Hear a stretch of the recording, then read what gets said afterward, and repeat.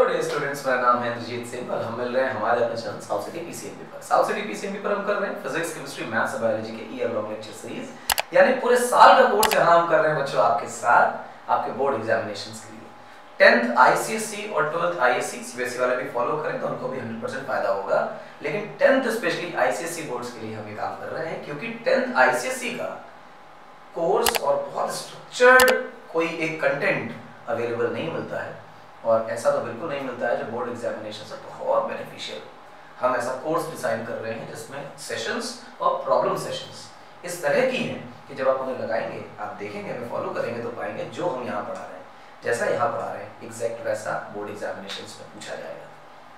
Class 12 चल रही है और हम मॉडर्न फिजिक्स बेटा देख रहे हैं।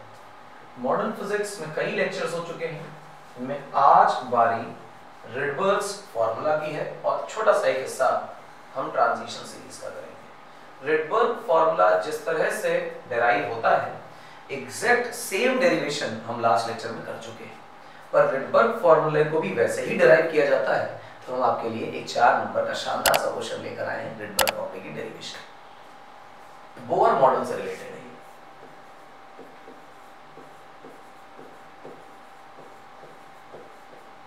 बोर मॉडल का एक छोटा सा पोस्टुलेट है, पर वो पोस्टुलेट ये है कि अगर हमारा इलेक्ट्रॉन किसी लोअर एनर्जी स्टेट में किसी हायर एनर्जी स्टेट से जंप करके नीचे आता है, यानी कि इलेक्ट्रॉन अगर यहाँ से यहाँ जंप कर आ रहा है, इसकी एनर्जी E1 है, ऊपर वाले की E2, तो लॉजिकली ऊपर वाले की एनर्जी ज्यादा है, तो जो डिफरेंस है एनर्जी का E2 माइनस E1, ये डिफरेंस एनर्जी का रेडिएट करना पड़ेगा, इलेक्ट्रॉन को रेडिएट करना पड़ेगा। किस फॉर्म में रेडिएट करना पड़ेगा? फोटोन के फॉर्म में रेडिएट करना पड़ेगा। पर सर फोटोन की एनर्जी तो hc/λ होती है। इलेक्ट्रॉन की किसी शेल में क्या एनर्जीज होंगी E1 E2 वो बोर फॉर्मूले से पता चल जाएगी, बोर मॉडल के फॉर्मूले से। hc आपको पता ही होता है और लैम्डा निकल आएगा, कितने वेवलेंथ का रेडिएशन किया गया है वो तुरंत इस कॉन्सेप्ट से मालूम चल जाएगा। अभी कॉन्सेप्ट में बार बार E1 E2 निकालना ठीक नहीं है, इसलिए हम एक ऐसा फॉर्मूला बनाएंगे जिसमें सिर्फ कौन सी शेल से कौन सी शेल में इलेक्ट्रॉन आ रहा है ये वैल्यूज डाल के डायरेक्ट आंसर आ जाए। इसके अलावा भी इसी का उल्टा अगर सोचें, यहाँ से यहाँ चले जाए और कहा जा रहा है हमारा इलेक्ट्रॉन किसी लोअर एनर्जी स्टेट में E1 पे, और वो जंप मार के E2 तक जाना चाहता है। इसका मतलब ये है कि E2 माइनस E1 जो कि डेल्टा E यानी डिफरेंस ऑफ एनर्जी के बराबर है, हैज टू बी प्रोवाइडेड।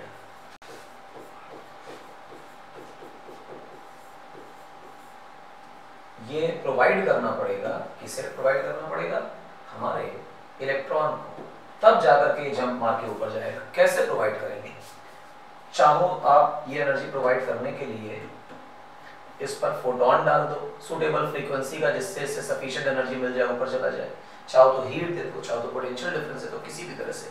पर जंप मारकर जब ये नीचे आता है तो इंश्योर करता है कि ये फोटोन ही रेडिएट करेगा, कुछ और रेडिएट नहीं करेगा। ये बड़ी इंपॉर्टेंट बात है। अच्छा, इसे प्रूव करेंगे? हाँ, प्रूव करेंगे। चलो प्रूव करते हैं। ये इलेक्ट्रॉन है हमारा, तो कहीं कहीं घूम रहा है, सेंटर पे charge, nucleus logically plus Ze charge. Z का मतलब एटॉमिक नंबर। बोर मॉडल में चल रहे सिंगल इलेक्ट्रॉन स्पीशीज है, एक इलेक्ट्रॉन सिर्फ हमारे पास, लेकिन प्रोटॉन्स हो सकते हैं। हाइड्रोजन है तो Z की वैल्यू 1, हीलियम है तो Z की वैल्यू 2 है, लिथियम है तो Z की वैल्यू 3। सर हीलियम में तो 2 इलेक्ट्रॉन होते हैं He+, लिथियम में 3 इलेक्ट्रॉन होते हैं Li+2। यानी बोर मॉडल वैलिड सिर्फ वहां रहेगा जहां सिंगल इलेक्ट्रॉन स्पीशीज हो, एक से ज्यादा ना हो। इसलिए हम वो Z को ले सकते हैं, पर इलेक्ट्रॉन हमें एक ही लेना पड़ेगा, and this is my electron. अब ये मेरा इलेक्ट्रॉन है, तो लॉजिकली इलेक्ट्रॉन की कोई ना कोई वेलोसिटी, तो लेट्स से कि हमारे इलेक्ट्रॉन की वेलोसिटी है कुछ v। इलेक्ट्रॉन की कोई वेलोसिटी है तो लॉजिकली इलेक्ट्रॉन का कोई ना कोई रेडियस भी, क्योंकि किसी सर्कल में तो घूम ही रहा है। बोर मॉडल कहता है ना सर्कुलर रेडियस होती है, तो सर्कुलर रेडियस है हमारे पास r। तो फिर बोर मॉडल ये भी चिल्लाता है कि sir towards the centre centripetal force लगती है, और जो सेंट्रीपिटल फोर्स है वो इलेक्ट्रोस्टैटिक फोर्स के द्वारा प्रोवाइड की जाती है। ये क्लियर? 2 पोस्टुलेट से हम लोग काम करना शुरू करेंगे, तो पहले पोस्टुलेट से बात करते हैं। कि जो इलेक्ट्रोस्टैटिक फोर्स है that is 1/4 pi epsilon not ZE times E over R square, ये इलेक्ट्रोस्टैटिक अट्रैक्शन mv²/r प्रोवाइड कर रहा है, पहला पॉस्टुलेट।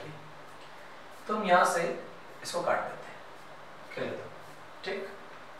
और इसके बाद हमारे पास जो बचता है वो बचता है 1/4 pi epsilon naught ZE² over R equal to mv²। एक ये छोटी सी चीज हमारे पास बचती है, इसे हमें रोक लेना चाहिए। डब्बों में बंद करके चीजें रख लें तो उसकी याद अच्छी बनी रहती है, ठीक। इसे हम कहते हैं इक्वेशन 1। अब एक दूसरा पोस्टुलेट इस्तेमाल करें बोरमन का, वो क्या कि प्रोटॉन्स के अबाउट यानी न्यूक्लियस के अबाउट अगर हम एंगुलर मोमेंटम यानी कि mvr निकालें तो वो nh/2 पाई होगा। n का मतलब किस शेल में हमारा इलेक्ट्रॉन है, फर्स्ट में है, सेकंड में है, थर्ड में है, फोर्थ में है, हम nth शेल मान रहे हैं इसलिए उसे n लिख रहे हैं। अब यहाँ से बच्चों अगर हम इसे कुछ r निकालने की कोशिश करते हुए nh/2 पाई और उसके बाद m टाइम्स v नीचे आ जाएगा तो ये r बन जाएगा। This is our second equation, है ना, and this is our third equation. हम इसे इक्वेशन 3 बोल देते हैं। बच्चों बहुत इत्मीनान से देखोगे तो तुम्हें एक बात और मालूम चलेगी कि थर्ड और फर्स्ट इक्वेशन आपस में कुछ संबंध रखती है। तो हम कहते हैं from equation first and equation third, first और थर्ड को अगर सॉल्व करो, r की वैल्यू प्लेस करो तो you will gate 1/4 pi epsilon naught ZE² over R। R की जगह वैल्यू डालनी, R की जगह क्या आएगा NH divided by 2 pi mv equal to, सामने फर्स्ट इक्वेशन में क्या लिखा है mv², ये आ गया सर, अपॉन के अपॉन वाला ऊपर जाने वाला है। तो तुम कोई बच्चा कहेगा ऐसा पाई से पाई को निपटाओ और 2 से 4 को निपटाओ, mv को ऊपर ले जाओ, you will get ZE² m times v divided by twice of epsilon naught n into h equal to mv²। अच्छा, m से m कैंसिल हो जाएगा, v से v कैंसिल हो जाएगा और now v is nothing but e²/2 epsilon not h, ऊपर बच रहा है बच्चा z और नीचे बच्चा बन रहा है n। ये एक शानदार इक्वेशन बनी। इस इक्वेशन को अगर तुम बहुत ध्यान से देखोगे तो यू विल गेट वेलोसिटी जो कि किसी भी तरह से दूसरे किसी वेरिएबल पे डिपेंडेंट नहीं है। z का मतलब एटॉमिक नंबर है, n का मतलब नंबर ऑफ शेल है। तो शेल बदलोगे तब तो तुम्हें अलग-अलग रेडियस पता चलेगी, z बदलोगे अलग-अलग एटम्स के लिए पता चलेगी, बाकी सारी चीजें कांस्टेंट है। तो अगर तुम इस वैल्यू को देख पा रहे हो जो ये लिखी हुई है, तो इस लिखी हुई वैल्यू को अगर तुम ध्यान से देखोगे it will be somewhere around c/137 z/n equal to v, यानी किसी nth शेल में इलेक्ट्रॉन की वेलोसिटी इतनी होती है। अब मैं तुम्हारे लिए दो ग्राफ प्लॉट कर रहा हूँ बेटा, इत्मीनान से इन ग्राफ्स को देखना कि ये z है और ये वेलोसिटी है, और अगर तुम इस ग्राफ को देख पाओ तो ये straight line passing through origin होना चाहिए। उसका लॉजिक ये है कि z के साथ डायरेक्टली प्रोपोर्शनल का रिलेशन दिखाई दे रहा है तो स्ट्रेट लाइन ग्राफ बनेगा। अब यहाँ से एक ग्राफ और बनाया जाए। ये ग्राफ मैं जानबूझकर बनाकर दिखा रहा हूँ क्योंकि लास्ट लेक्चर में मैंने आपको ग्राफ ही बनाकर दिखाए नहीं थे। अब क्योंकि रिडबर्ग फॉर्मूला के लिए हमें ये ग्राफ बनाने ही है, मतलब डेरिवेशन दोबारा करनी है, तो क्यों ना हम इस तरह के ग्राफ को आपके लिए बनाकर दिखाई दें। तो ये वेलोसिटी है बेटा और ये n है, क्योंकि यहाँ इनवर्सली प्रोपोर्शनल का रेशियो दिखाई दे रहा है इसलिए रेक्टेंगुलर हाइपरबोलिक डिक्रीजिंग टाइप का ग्राफ बन जाएगा, डिक्रीजिंग फंक्शन का ग्राफ। ठीक, ग्राफ का अगर नाम याद करना हो इट इज रेक्टेंगुलर हाइपरबोला।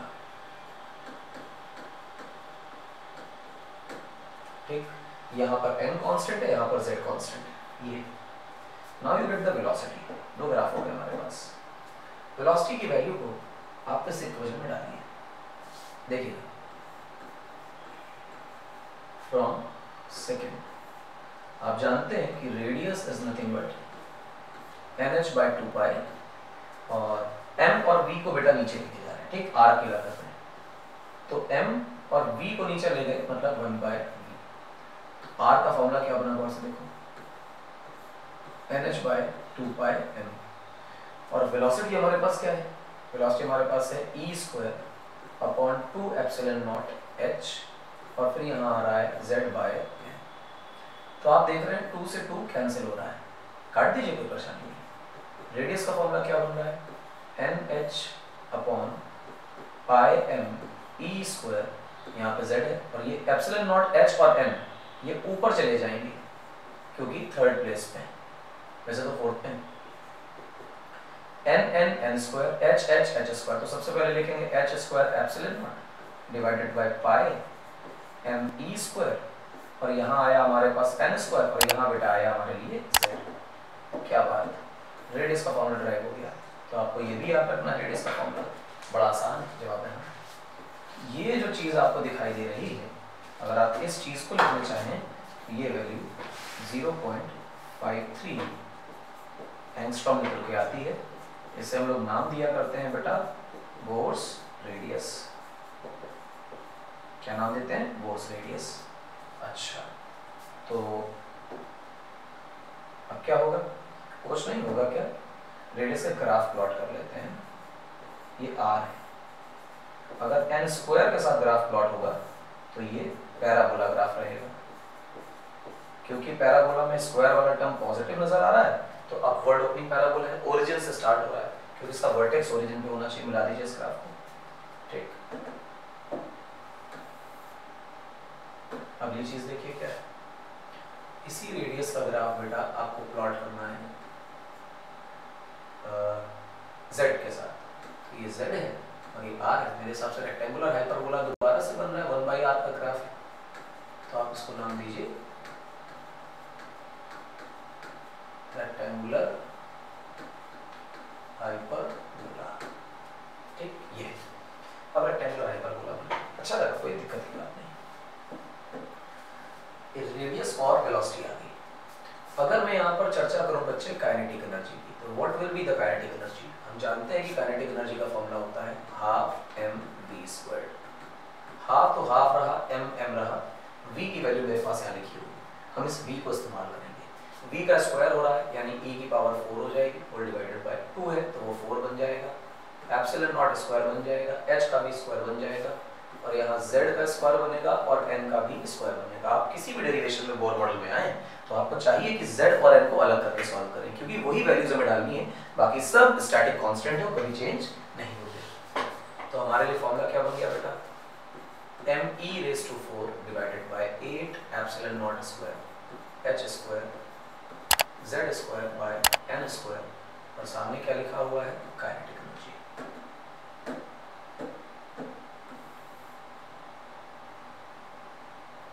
ठीक है, ये डब्बा बंद कर दिया, this is my kinetic energy. अब z² के साथ पैराबोलिक ग्राफ है, n² के साथ रेक्टेंगुलर हाइपरबोला से ज्यादा स्लोप का ग्राफ। स्लोप बदलती रहेगी, वो अलग बात है। चलो ग्राफ भी अगर बना के दिखाने हो तो I can draw graph for you. मान लो z के साथ ग्राफ बनाया काइनेटिक एनर्जी का, and it will be like this. और अगर मैंने ये n के साथ ग्राफ बनाया तो काइनेटिक एनर्जी का ग्राफ ऐसा ही रहने वाला है जैसा रेक्टेंगुलर हाइपरबोला टाइप होता था। n की वैल्यू 1 से छोटे के लिए तो लॉजिकली ग्राफ का स्लोप रेक्टेंगुलर हाइपरबोला से कम है, और 1 से बड़े के लिए रेक्टेंगुलर हाइपरबोला से ज्यादा है। शेल की संख्या 1 से छोटी नहीं हो सकती, इसलिए 1 से ही स्टार्ट होता, तो इसका स्लोप आपको देखना चाहिए कि 1 से ज्यादा ही रहने वाला है, ठीक। तो ये काइनेटिक एनर्जी के ग्राफ्स हो गए, ये वैल्यूज डेरिवेशन देख लीजिए एक पेज में हो रही है। इसी तरह आपको तोता रटक की याद होनी चाहिए, जैसे ये याद है, करते जाइए जिस तरह से डेरिवेशन हो रही है। चलिए अब चर्चा करते हैं पोटेंशियल एनर्जी की। हम काइनेटिक एनर्जी को भी कहीं ना कहीं रोकेंगे, और देयर आफ्टर पोटेंशियल एनर्जी पे आएंगे। हम चर्चा करते हैं पोटेंशियल एनर्जी की। तो बच्चा पोटेंशियल एनर्जी का फॉर्मूला होता है 1/4πε0 Q1 Q2 ओवर r। अब देखो 2 पॉइंट चार्जेस है, एक न्यूक्लियस है जिसमें Z times E positive charge है, और एक इलेक्ट्रॉन है उसमें E का नेगेटिव चार्ज है। हम जानते हैं कि चार्ज की वैल्यू अगर पोटेंशियल एनर्जी और इलेक्ट्रिक पोटेंशियल में लिखी जा रही है तो साइन के साथ लिखी जानी चाहिए। फोर्स और इलेक्ट्रिक फील्ड में साइन सिर्फ डायरेक्शन चेंज कर सकता है, और डायरेक्शन हम लॉजिक से लिख लेते हैं, इसलिए उसके साइन नहीं रखते। और पोटेंशियल एनर्जी में साइन के साथ ही चीजों को रखना है। This is why 1/4πε0 ZE²/r। यार r मालूम होता तो पोटेंशियल एनर्जी आ जाती, हमें तो r मालूम है, हमने तो निकाला हुआ है यार। तो चलिए सॉल्व करते हैं। 1/4πε0 ZE²/r। r is nothing but ε0 h² whole divided by πme², और यहाँ लिखा हुआ है n²/z। तो कुछ खास नहीं है, पाई से पाई कैंसिल हो गया है, देख पा रहे हैं, पाई से पाई कैंसिल। अब ये m ऊपर चला जाएगा, e² ऊपर चला जाएगा, z ऊपर चला जाएगा। तो मेरे लिए जो पोटेंशियल एनर्जी का फंक्शन आने वाला है वो माइनस m ऊपर गया तो m, e² ऊपर गया तो ऊपर वाले e से मल्टीप्लाई हो गए e⁴ बन गया, z ऊपर गया तो z से मल्टीप्लाई हो गए z² बन गया, नीचे 4 तो 4 ही रहा, ε0 ε0 बन गया, h² पहले से था और बचा हमारे पास n², ये हो गया। अब पोटेंशियल एनर्जी में फिर वही काम कि हम सब कुछ एक साथ रखेंगे, बस ये z² और n², z और n की वैल्यूज को अलग रखेंगे और हमें ये मिल जाएगा। ये क्या बात, पोटेंशियल एनर्जी और काइनेटिक एनर्जी तो बिल्कुल सेम आ रहे हैं, एक जैसा फॉर्मूला है, बस अंतर किसका है, अंतर है S4 का, अंतर S4 का, और यहाँ कितना लिखा है 8, अदरवाइज तो सारा सिस्टम सेम है, यहाँ 8 है वहां 4 है, तो मतलब टोटल एनर्जी निकालने में कोई तकलीफ नहीं है। तो let's find out total energy. तो हम क्या करते हैं बेटा, इसकी टोटल एनर्जी फाइंड करते हैं, इस फॉर्मूले को ही देखना यहीं से, क्योंकि काम चालू होगा। अगर मैं कह रहा हूं कि टोटल एनर्जी क्या है, तुम कहोगे potential energy plus kinetic energy and the potential energy is -1/4πε0। सब क्यों, बोर मॉडल से निकाला वही क्यों लिख ले रहे, देखो -me⁴ divided by 4 ε0² h² z²/n² plus kinetic energy में क्या था, एक तो वो पॉजिटिव नंबर था, दूसरा 4 की जगह 8 आ रहा था, बाकी सारा सिस्टम कांस्टेंट था। इस वजह से आप चाहें तो फॉर्मूला भी याद करने में आपको तकलीफ नहीं होगी। आप पाएंगे कि इसमें me⁴ divided by ε0² h² z²/n², ये दोनों टर्म्स में से कॉमन आ जाएगा, यहाँ बचेगा -1/4 और यहाँ बचेगा +1/8, and if you solve this you will gate me⁴ ε0² h², यहाँ बन रहा है बेटा z²/n² और यहाँ बचेगा -1/8, ये आपके लिए। अब टोटल एनर्जी को खोल लीजिए, जब आप टोटल एनर्जी को खोलेंगे तो आपके पास आएगा -1/8 me⁴ divided by ε0² h² z²/n²। ये किसी शेल का ऐसा फॉर्मूला है जो उस शेल में रहने वाले इलेक्ट्रॉन की टोटल एनर्जी कितनी है वो बताता है। बड़ा खास फॉर्मूला है, सुंदर है, अच्छा है। और जो माइनस साइन है फॉर्मूले का, वो माइनस साइन ये बता रहा है कि जो इलेक्ट्रॉन है वो बाउंडेड है, अपने न्यूक्लियस से बाउंडेड है, तो बड़ा इंपॉर्टेंट है। Bounded system,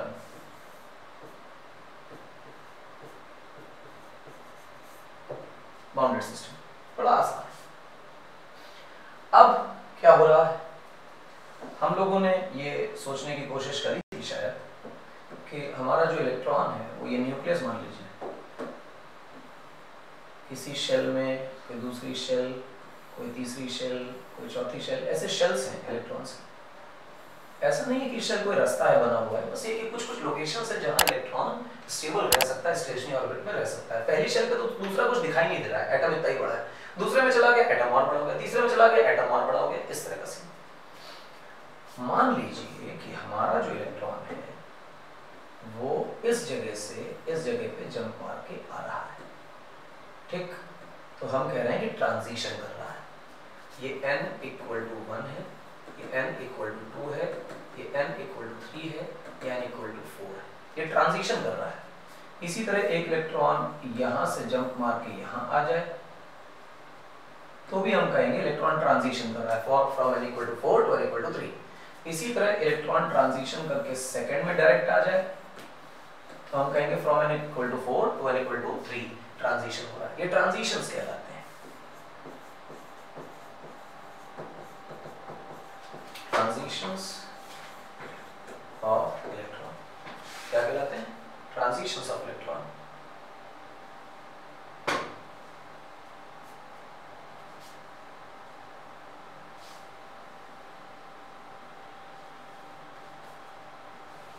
transitions of electron कहलाते हैं। मेरे हिसाब से इसमें कोई बहुत बड़ी बात नहीं। अब जो ट्रांजिशन ऑफ इलेक्ट्रॉन है, अगर उसे बहुत ध्यान से देखो बच्चों, तो कुछ चीजें ऐसे समझ में आएंगी कि ऊपर वाली शेल में एनर्जी ज्यादा, नीचे वाली शेल में कम। तो जब इलेक्ट्रॉन वापस आएगा तो बोहर-मोडल का पोस्टुलेट क्या कहता है कि हमारा जो इलेक्ट्रॉन है वो एनर्जी रिलीज करेगा। कितनी एनर्जी रिलीज करेगा? दोनों शेल्स की एनर्जी के डिफरेंस के बराबर रिलीज करेगा। तो आपको एक बात कहते हैं कि मान लो जो हमारा इलेक्ट्रॉन है वो from n equal to n higher to n equal to n lower में जंप मार के आता है। पहले पढ़ रही मेरी बात? n higher से n lower की तरफ जंप मार के हमारा इलेक्ट्रॉन आता है। तो कितनी एनर्जी रिलीज करेगा? तो हम कहेंगे higher energy minus lower energy ही hc बाय लैम्डा के बराबर होगी। जो फोटोन निकलेगा उसके बराबर होगी। अभी पोस्टुलेट हम लोगों ने भी डिस्क्राइब किया अच्छी तरह। अब E हायर देखिए कितना होगा, minus me raise to 4 divided by 8 epsilon not square h square z square by n higher का स्क्वायर माइनस लोअर में क्या लिखोगे, minus me raise to 4 8 epsilon not square h square z square by n lower square. Minus minus खोलोगे तो ये plus हो जाएगा bracket खोलने के बाद, और सारी चीजें अगर तुम देखोगे तो बाहर आ जाएंगी। me की power 4 divided by 8 epsilon not square h square z square भी बाहर आ जाएगा। जो अंदर बचेगा क्योंकि ये माइनस माइनस प्लस हो जाएगा तो यहाँ नीचे आएगा n लोअर स्क्वायर माइनस ये माइनस ही है तो यहाँ आ गया n higher square and you will get hc bye lambda. मैं इसी चीज को दूसरे शब्दों में लिख रहा हूँ, इधर देखिए 1 upon lambda equal to me raise to 4 divided by ठीक 8 एप्सिलॉन नॉट स्क्वायर ठीक, वो h अगर नीचे मल्टीप्लाई करा दोगे तो it will B h cube and c also ठीक, c भी नीचे आ गया और साथ में क्या लिखा हुआ है z, नीचे क्या लिखा हुआ है n lower square minus 1 upon n higher square. This is your formula. ये आखिरी का फॉर्मूला निकल कर आएगा, ये एक चीज निकल कर आई और ये सारा कांस्टेंट है। This constant is famously known as Rydberg's constant.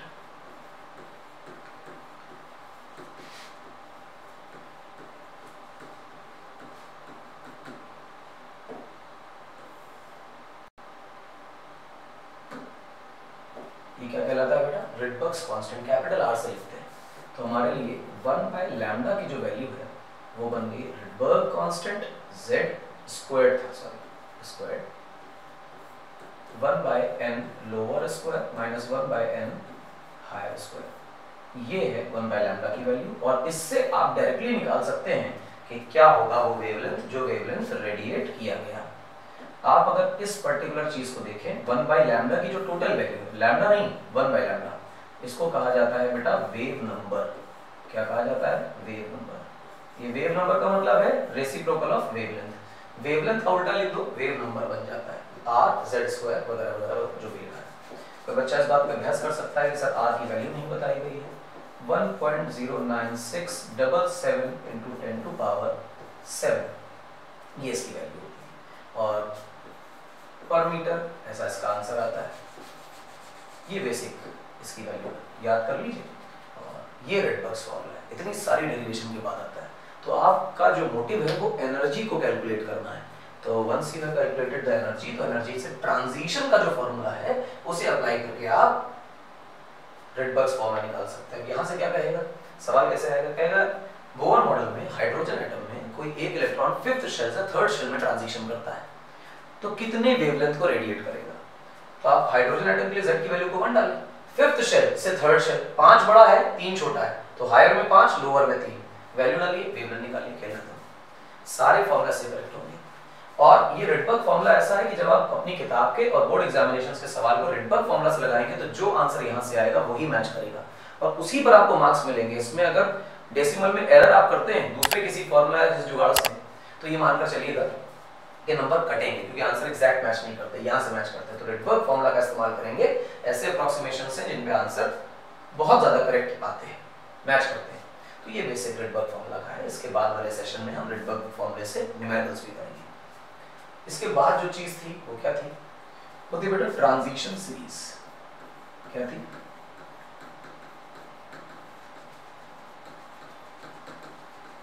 Transition series hydrogen atom के लिए ये भी इंपॉर्टेंट है क्योंकि हर एक के लिए ट्रांजिशन सीरीज बन सकती है, पर जो एग्जांपल हम करने जा रहे हैं वो सिर्फ हाइड्रोजन एटम के लिए। ट्रांजिशन सीरीज का क्या मतलब है? फर्स्ट शेल में इलेक्ट्रॉन को वापस आना है तो सेकंड से भी आ सकता है, थर्ड से भी आ सकता है, फोर्थ से भी आ सकता है, फिफ्थ से भी आ सकता है, बहुत दूर से भी आ सकता है। इसी तरह सेकंड शेल में वापस आना है तो थर्ड से आ सकता है, फोर्थ से आ सकता है, फिफ्थ से आ सकता है। तो डिफरेंट शेल्स में अपर हायर एनर्जी स्टेट से अगर इलेक्ट्रॉन वापस आ रहा है तो वो किस किस तरह की वेवलेंथ निकालेगा, उन वेवलेंथ्स के कलेक्शन को बोलते हैं ट्रांजिशन सीरीज। तो जरा चेक कर लेते हैं कि ट्रांजिशन सीरीज कैसी है, क्या है, आखिर इसमें क्या है। देखो ये न्यूक्लियस है, हाइड्रोजन एटम की बात हो रही है, ये न्यूक्लियस है। ये फर्स्ट शेल है जिसमें n=1 लिखा है, ये सेकंड शेल है, थर्ड शेल है, फोर्थ शेल है, फिफ्थ है, सिक्स्थ है, इसी के सर्कुलर बना रखी। अब हमारा जो इलेक्ट्रॉन है वो सेकंड शेल से फर्स्ट शेल में डायरेक्ट आ रहा है, थर्ड शेल से फर्स्ट शेल में डायरेक्ट आ रहा है,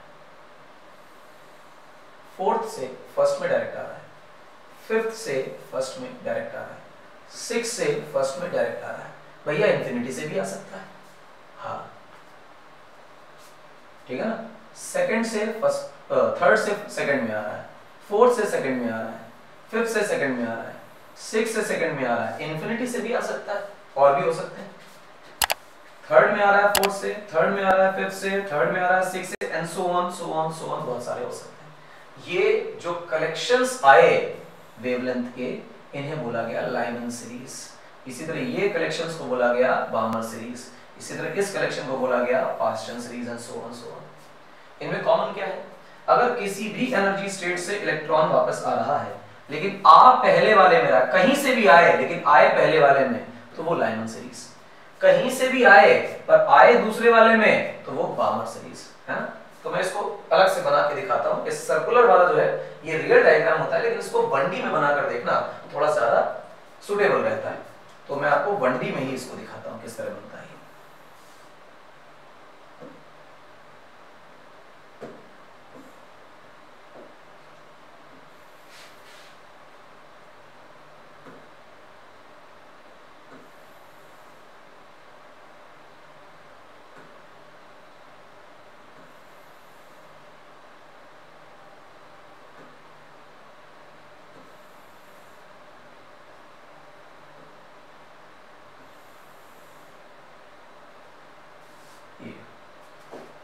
हाइड्रोजन की बातें हो रही, ये n=1 है, ये n=2 है, ये n=3 है, n=4 है, n=5 है, n=6 है।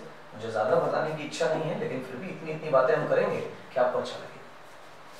इलेक्ट्रॉन सेकंड से फर्स्ट में आ रहा है, फिर इलेक्ट्रॉन थर्ड से फर्स्ट में आ रहा है, फोर्थ से फर्स्ट में आ रहा है, फिफ्थ से फर्स्ट में आ रहा है,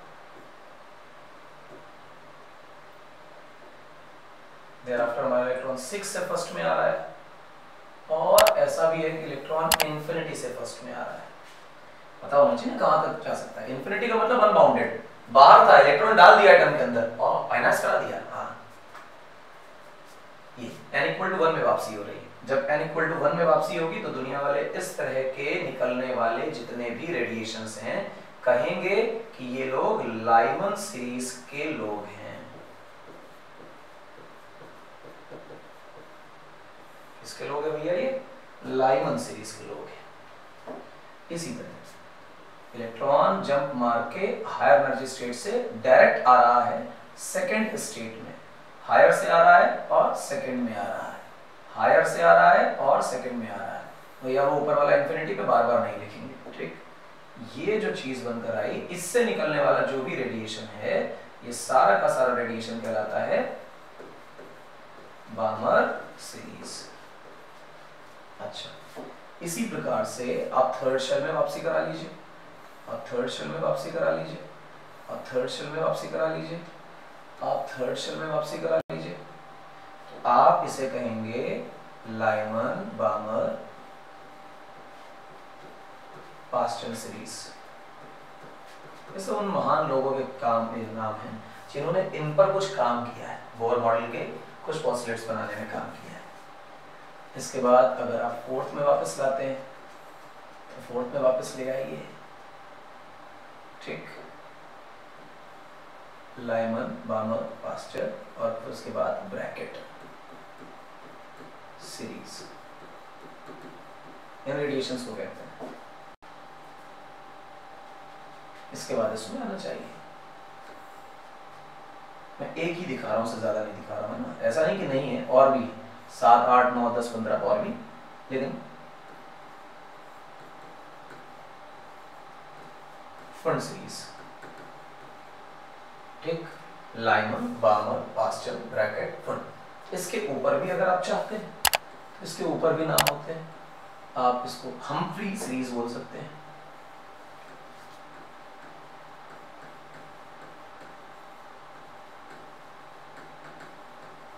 हम्फ्री सीरीज, ठीक। ये अब इसमें जो बातें बेटा आपको याद रखनी है वो बताता हूं। लाइमन सीरीज जो है इसमें हमेशा यूवी रेडिएशन आता है, बामर सीरीज में विजिबल रेडिएशन आता है।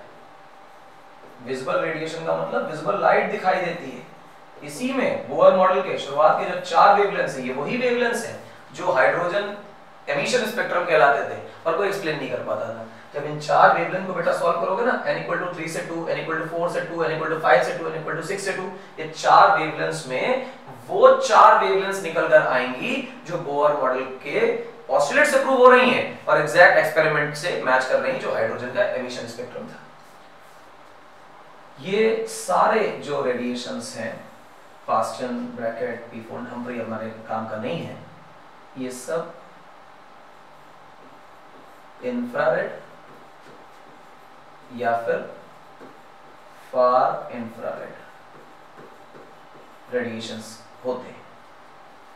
तो बामर इसलिए बड़ा इंपॉर्टेंट है क्योंकि इसमें विजिबल लाइट दिखाई देती है। तो ज्यादातर सवाल जो आते हैं वो n = 2 में वापसी के आते हैं।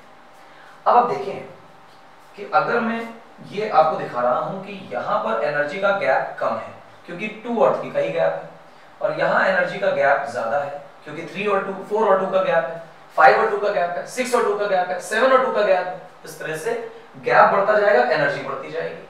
अगर आपसे कहा जाए कि लैम्डा मैक्सिमम कर दो, वेवलेंथ जितना बढ़ेगा हम कहेंगे एनर्जी का गैप